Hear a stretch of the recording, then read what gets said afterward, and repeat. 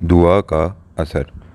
آج جو عذاب الہی پوری دنیا میں اللہ تعالیٰ کی نافرمانی، دولت اور جائیداد سے محبت کرنے کی صورت میں نازل ہو چکا ہے، ہر فرد توبہ توبہ کر رہا ہے، کیونکہ ہمارا شیو بن چکا ہے کہ ہم پر نفرادی یا اجتماعی آفت نازل ہوتی ہے تو ہم خدا سے توبہ کرتے ہیں۔ جب پریشانی ختم ہو جاتی ہے تو پھر وہی خود غرضی کی زندگی شروع کر دیتے ہیں۔ نہ کسی کے کام آنا اور بس دولت آ جائے تو ہر ایک کو اپنے سے کم تر تصور کرنا، غرض کہ نہ خدا سے سچی محبت نہ اس کی مخلوق سے محبت، صرف اپنی ذات اور اپنی اولاد سے محبت کرتے ہیں۔ لیکن وہ لوگ جو خدا اور اس کی مخلوق سے محبت کرے، خدا بھی اس کو ہر عذاب الہی سے محفوظ رکھتا ہے۔ اس بار سچے دل سے ہر شخص توبہ کر لے اور دوسروں کے کام آنے کا اپنے آپ سے وعدہ کر لے تو آفت ٹل سکتی ہے۔ یہ ایسے ایک شخص کی کہانی ہے جس نے سچے دل سے توبہ کی۔ خدا نے اس کے بیٹے کو ایک درویش کی دعاؤں سے صحت مند کی زندگی عطا کی اور آج وہ ایک بہت بڑی کمپنی کا مالک ہے، اور اس کے والدین جن کا نام رانا آصف ہے، خدا کی مخلوق سے کس طرح کام آ رہے ہیں، اس کہانی کو پیش کرنے کی جسارت کر رہا ہوں۔ میں چند ماہ پہلے ایک شادی میں شرکت کے لیے کراچی گیا۔ وہاں پر میرا دوست الطاف قادر بھی اٹلی سے آیا ہوا تھا، جس کی چند ماہ سے کوئی خبر نہیں ہے۔ ہم دونوں نے ایک روز صدر کی مشہور دکان سے نہاری کھائی، جس کی نہاری بہت مشہور تھی۔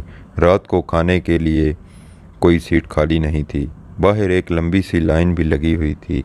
خیر ہمیں مالک دکان کے سامنے سیٹ خالی ہونے پر مل گئی۔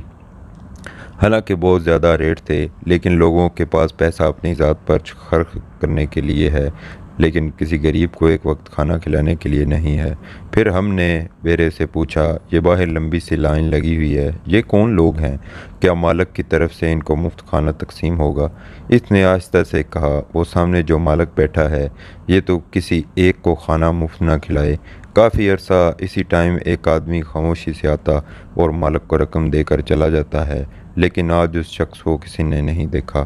لائن ختم ہو جاتی ہے مگر کھانا ختم نہیں ہوتا۔ بڑی برکت ہے اس شخص کی کمائی میں، جو بھی ہے اس دور کا درویش ہے۔ خیر ہم لوگ نہاری کھانے میں مصروف تھے۔ اسی اثناء میں سادہ سے کپڑوں میں ایک آدمی بیگ لے کر مالک کے پاس آیا۔ مالک اس کو لے کر اندر کمرے میں چلا گیا۔ جو مالک دکان کسی گاہک کو خاطر میں نہیں لا رہا تھا، وہ اس کی عزت و احترام سے رخصت کر کے باہر تک آیا۔ جیسے عموماً ہم ہر ایک کو غلط رویے سے دیکھتے ہیں، میری بھی سوچ ایسی تھی۔ جب ہم کھانا کھا کر باہر آئے تو وہ بھی شخص باہر ضرورت مند لوگوں کی لائن میں کھڑا تھا۔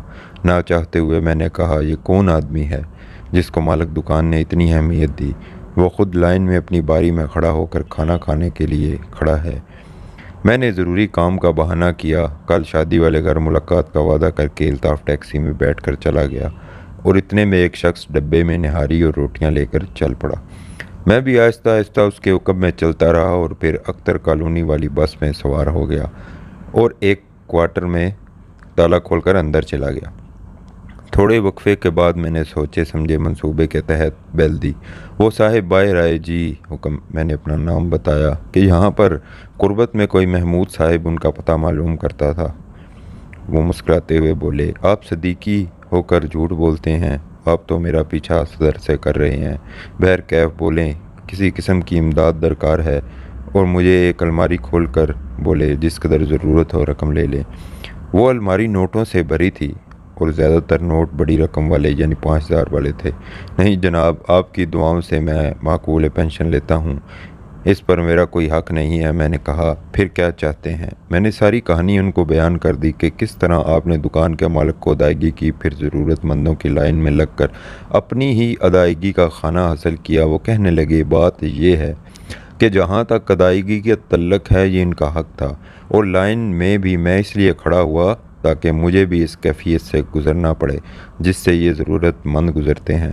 لیکن یہ تبدیلی کیسے آئی؟ میں نے پوچھا۔ ایک درویش فقیر نے میری زندگی بدل دی، اور میرے بیٹے یاسر کو ان کی دعاؤں کے طفیل اللہ تعالیٰ نے نئی زندگی عطا فرمائی، اور یہی آج میرے کاروبار کی دیکھ بھال کر رہا ہے، اور اس کی فقیر کی ہدایت کے مطابق خدا اور اس کی مخلوق تھوڑی بہت خدمت کر کے قبر کے عذاب سے محفوظ رہنے کی کوشش کر رہا ہوں۔